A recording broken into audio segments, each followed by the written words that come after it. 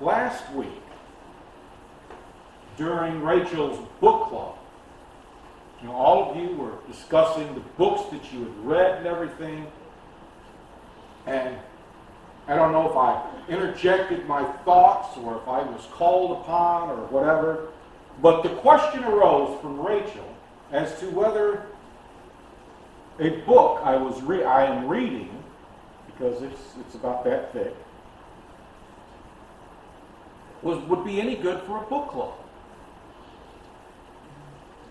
And that particular book is The Varieties of Religious Experience, a study in human nature. And it was written by William James in 1902. Now, this is a series of lectures when he was guest speaking. I want to say Edinburgh, but I could be wrong. But I do know he was guest speaking, guest lecturing at a university in Europe. It could have been the one in Germany, I don't know. A lot of good stuff came out of Leipzig, Germany, I think is how it's pronounced, but I could have it wrong. I get a lot of those pronunciations wrong. But anyway,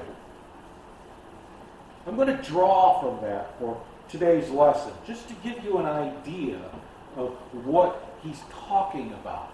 And this is in the very beginning.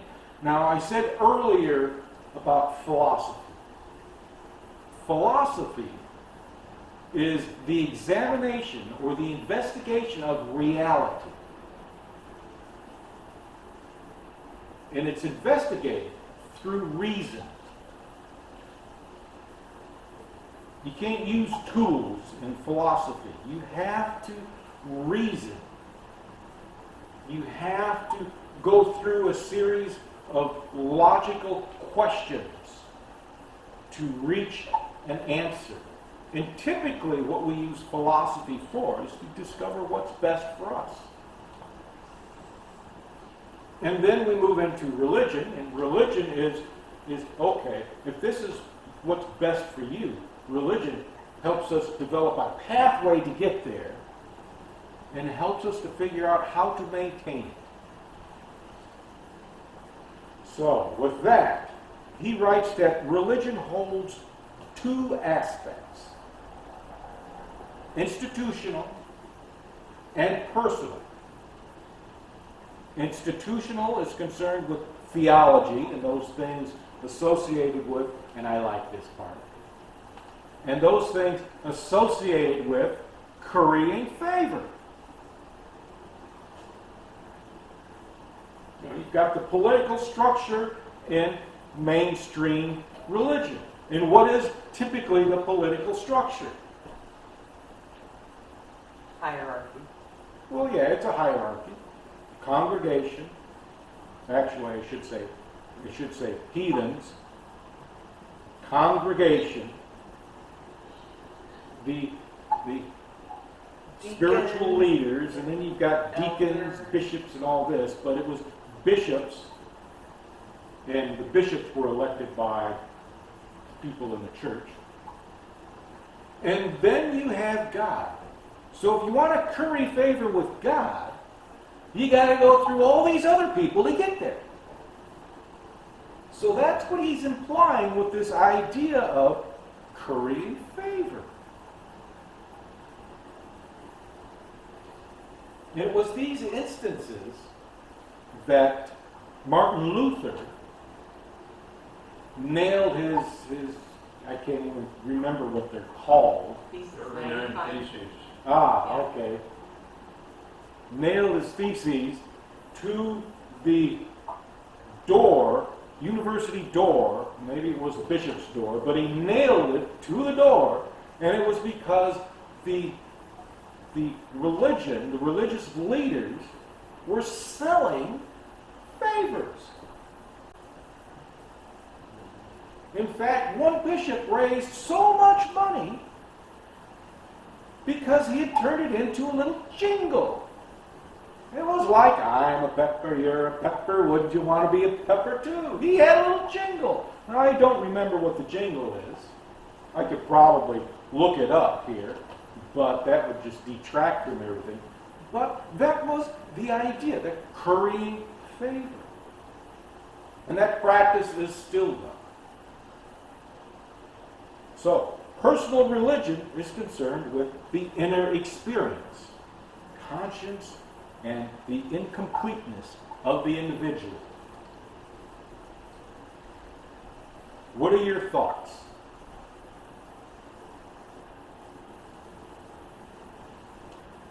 Beth? I'm sorry I never took a philosophy class. Don't just throw away philosophy, throw away that word, and tell me what your thoughts are about institutional and personal religion. I think that's very accurate. Because you see, all of us here have thrown away the institutional, and we've been seeking the personal. That's why we're here. We're so few. Yeah. Us little mice here have thrown away the institutional because we're seeking the personal. Good analogy there. So, what are your thoughts about that, Ken? Yeah, I agree with everything. When you mentioned the book, I thought you were going with Rinpoche's Living and Dying. But then when you said varieties of religious experience, I had a thought, I don't think there's very many books that you and I don't have together because we have the same books.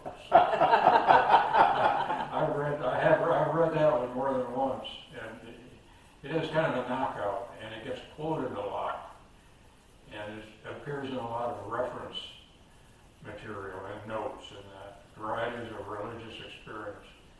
It is a classic. Yeah. William James was interested in the inner workings of the mind. To him, that's where everything was at. Unfortunately, they moved in the direction of behaviorism because you can't prove anything going on in the mind. Yeah. And they were trying to demonstrate that psychology was a science. Right. And at the time, science was immersed in empirical science, meaning that you had to be able to observe it, you had to be able to demonstrate it, and repeat it. Whereas everything happening in the mind is only proven through statistics.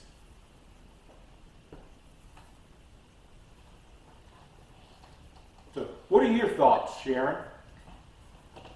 Well, I was going to say before that, we don't, I think where we all belong, we don't need to go through,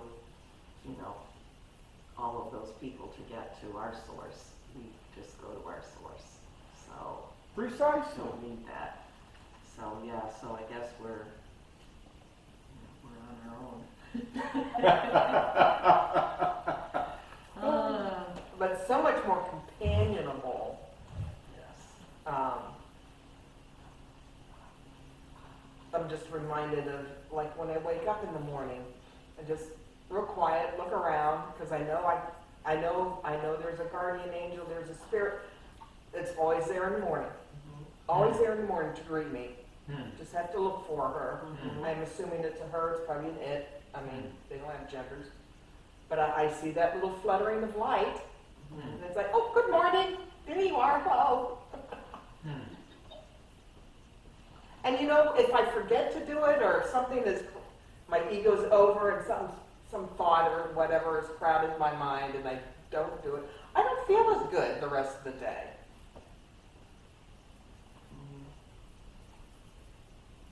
That's interesting. I try to say hello to my house. I try to greet my house. Good morning. That's good. How about you, Sandy? Any thoughts? Just pretty much agree with what everybody has said. I think I liked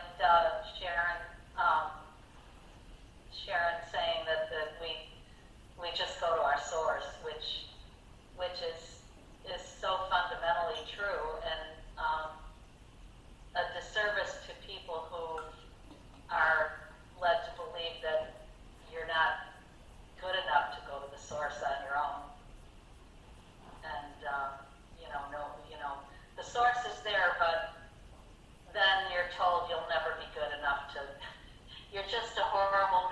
spiritual person, and even though it's there, you know, all your efforts, all your life will never take you there because you're not worthy.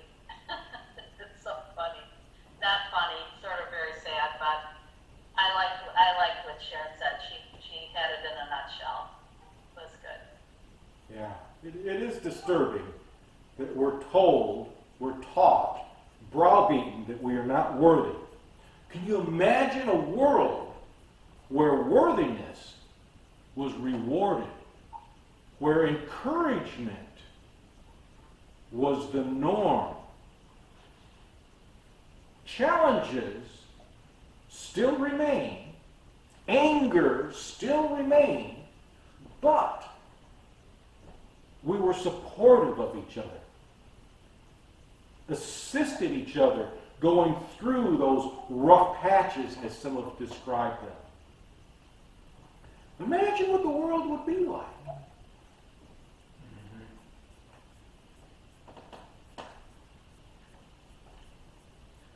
So this is what I like about William James.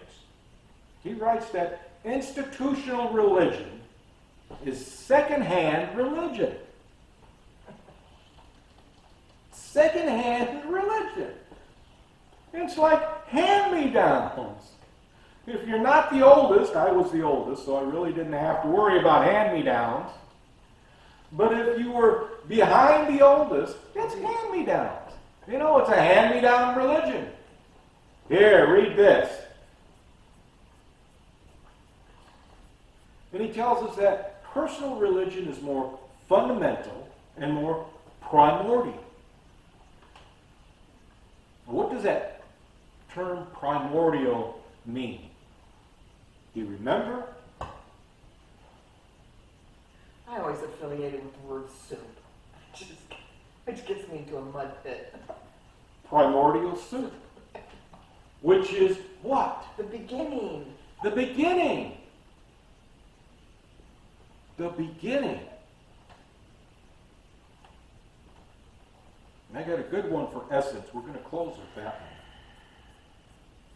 But it tells us that personal religion, maybe this is me writing, personal religion is communion with the divine. Personal religion is the religious experience.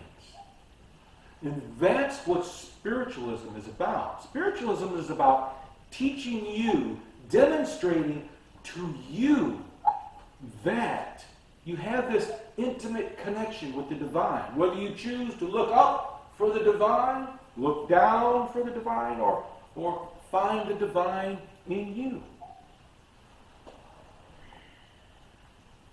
You commune with that. It's an experience. Mediumship is it's a type of worship. It's that connection with the divine. Okay, so not everybody feels worthy of that connection. So it's my job as a medium to make that connection for them. To share that information that comes through. That's what I like about spiritualism.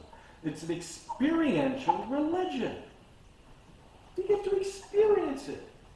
We hand you a book, we say, yes, read this. And you read this, and the only thing you can do is say, I want to try that.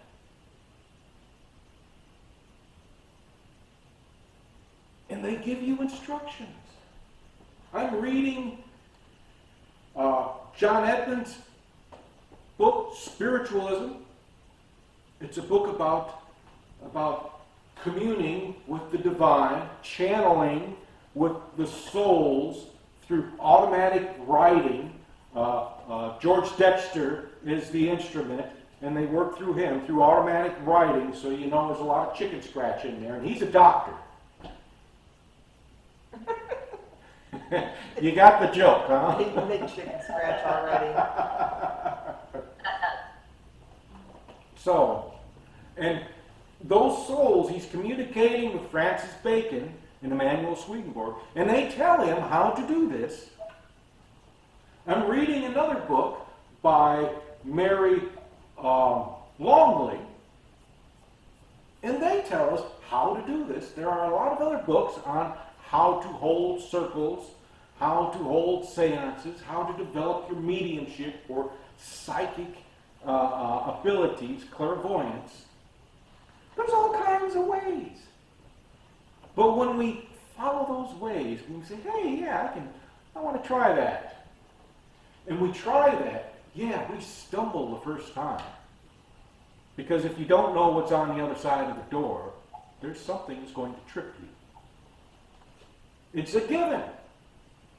But each time you go through that door, you know there's something going to trip you, so you can sidestep, you can step over it, you can avoid it, and you can trip later on down the road. Because we're going to continue to trip. Why? Because perfection is a process. That's what we learned from the Masons. Perfection is a process.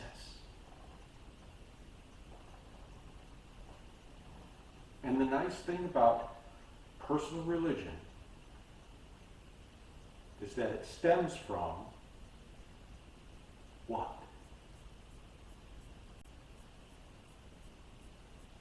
Love. Keep going.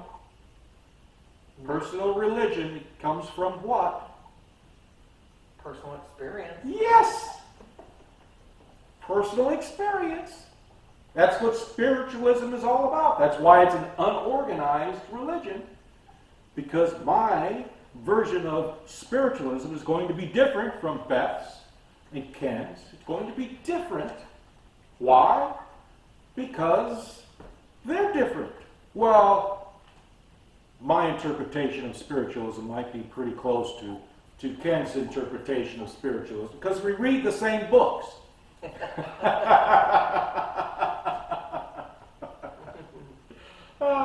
But you get the idea. What do you think about that?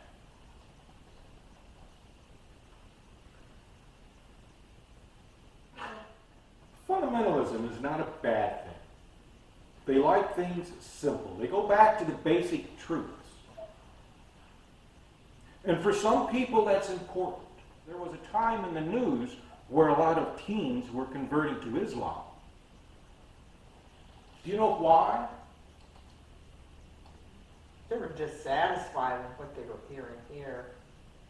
They got sucked into Well, dogma. they didn't get sucked in. They didn't get sucked in. What is the one thing that has been proven that is important for a child? Acceptance. They belonged. Community, they belonged, they were loved. Okay. Maybe. Before that. Oh, just nurturance. Before that. Well, there's birth. And then there's feeding. And how do you Diapering. raise a child? What is the best way to raise a child?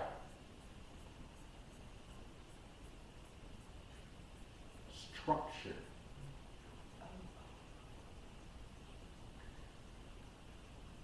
Children will throw a hissy fit when you change something in their routine.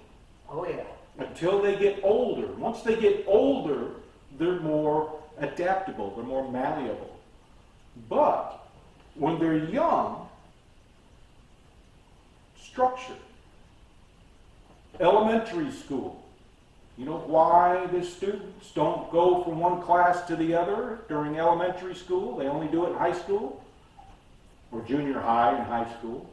Because they'd have fits. And they'd get lost. Structure. Structure is important. So, fundamentalism is about structure. We had all these teens converted to Islam because Islam promotes structure. There's nothing wrong with the religion. There's nothing wrong with fundamentalism. It provides a needed structure. And if your life is in chaos and you don't know how to straighten it out, structure is the way to do it. because chaos is merely structure of a different sort. Think of it like this. We have habits. Beth just said that when she wakes up in the morning, she looks around for this fluttering of light, and she says, "Good morning." And when she forgets to do that, she feels kind of blah the rest of the day. Why? Because her routine, her habit was disrupted. She didn't follow through with it. The structure was altered. So structure is not a bad thing. Or as you've said before, I went off script. Now when I can't find something, I'm walking around the house. I went off script. Help me to find the script. Where did I go off script? I had a conversation with someone a few weeks ago. And, I laid out my week. I have certain videos. I watch certain videos each day of the week. And they said, "Boy, you're really structured." I said, "Yes, structure is important to me. It got me through a time when I could not think." She said, "Well, that also makes you easily predictable." Sometimes. Sometimes.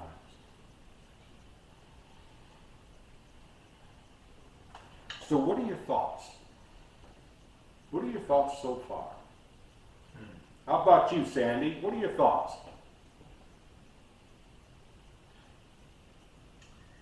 Well, I guess I just am really, I can really relate to everything you're saying. It's, for lack of a better word, it's fundamental. But, but it's so true. It's so simple and so true, and yet so elusive for a lot of people. But,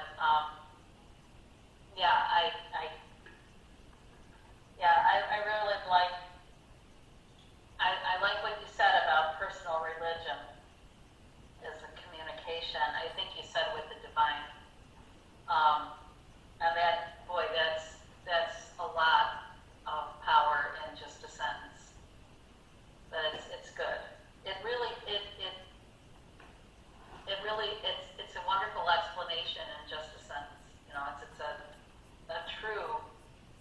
It's so true. So I like that. Good. How about you, Sharon? Any thoughts? Yeah, just, I'm happier in this environment than I would ever be in that other one. And, it's absolutely, so this is my path.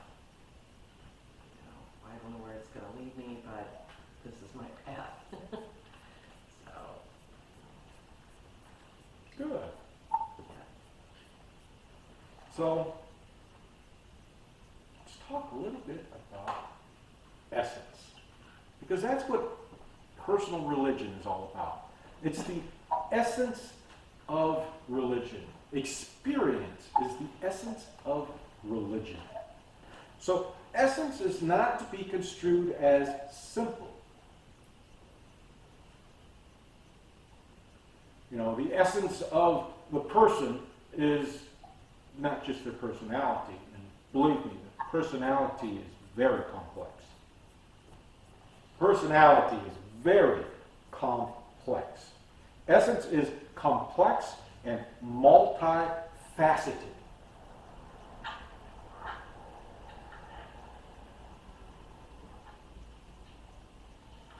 When referring to the soul, we are not implying personality. We are implying the whole of consciousness. So when we say the personality survives the so-called death in spiritualism, we're actually saying the consciousness survives the so-called death. We are implying the whole of consciousness. Soul is not mind. What is mind? Mind is the intellectual. It's the intellect. It's the intellectual aspect. Soul is not emotion. What are emotions? They are programs for behavior. Behavior is an expression of the emotion you are feeling. It's what allows someone close to you to just look at you and say, so what's wrong? And you're thinking, what do you mean, what's wrong? I didn't say anything. I didn't do anything. And they say, it's all over your face. Behavior. Behavior can be very subtle. It can be very obvious. Soul is not personality. Because what is personality? It's the expression of your traits. It's where emotion and the intellect begin to merge. That's your personality. Soul is being and must include all that is considered intangible, yet of substance. Souls are not without substance. If you can see them, there's substance. I can see these lights. I can see their source. I don't see the light itself, but I see the source. So the source has substance. We can't feel the air. We can't see the air because it has no substance. But if we can see it, if we can sense it, it has substance. So souls have substance. But it's of a different sort. It's of a substance we're not familiar with.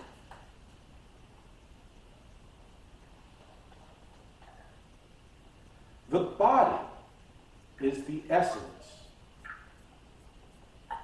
of the vehicle or the essence of matter,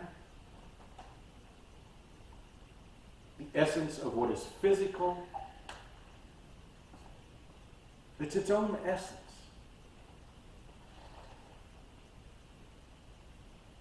And it is complex. What comprises the body? Fluids, air, bone, skin, cells, groups of cells, community of cells, neurons, and there's a huge list. And that is the essence of the body.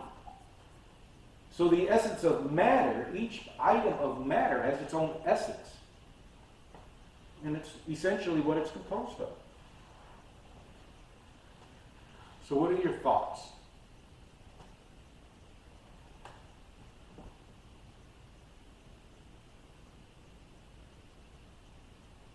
Any thoughts, Beth? Oh yeah, there's lots. I just really enjoy these kind of talks and getting my brain or the imagination to, think outside its usual box. Takes a lot out. Takes a lot of energy. But I enjoy this very much. It's nice to have discussions on things that just might fleetingly run across my mind.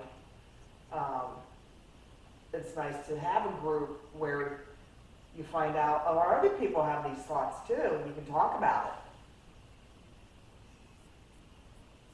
How are they the same? How are they different?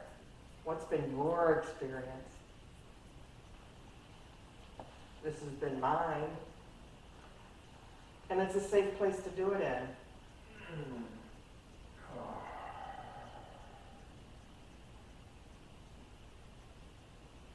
How about you, Sandy? Some last thoughts? Yeah, last thoughts. I never have a lot of thoughts. But I appreciate what Beth said about the fact of having somewhere like this to come where you can talk about these things. And, that's what I like about coming here, where you can talk about these things. or you camp somewhere else. It's a little disappointing there are more people that show up to do this, but we're the key people, I guess, so we have to carry on.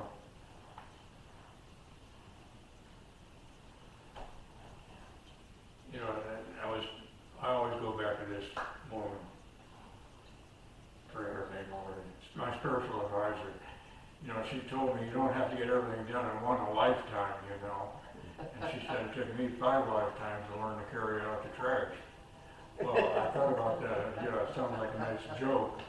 But if you think about it now, I realize what she's saying. It's not just carry out the trash. It's everything, letting everything go. Let go of all that stuff you've got, you know. I'll never forget in that one movie, the devil said, why don't you just drop that bag of trash you're carrying around? So, how about you, Sandy? Any closing thoughts? Well, this was a very enlightening discussion, and I feel like that. I like, you know, that we kind of step out of our earthly stuff, and it just takes us, you know, it's just a real nice focus on what we tend to overlook in the whirlwind of everyday life. Mm-hmm. So I really like it because it, you know, it's really, it's grounding. And it's great. Thank you. Good. And Sharon? I agree with Sandy. I don't have to say any more.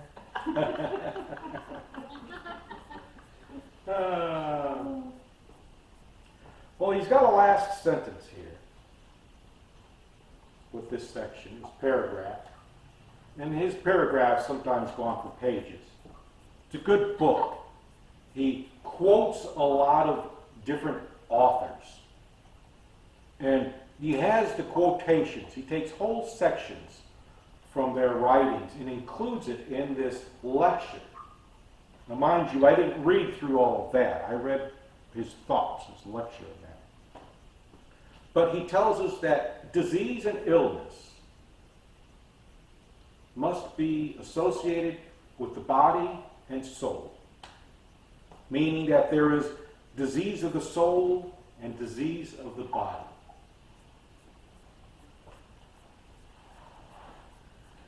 And think of disease as discordance. Because even a virus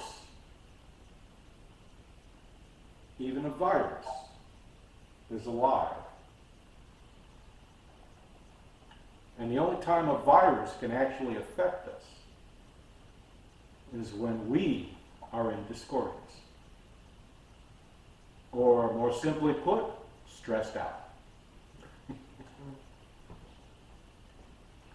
So I want to thank you for allowing me to share this with you.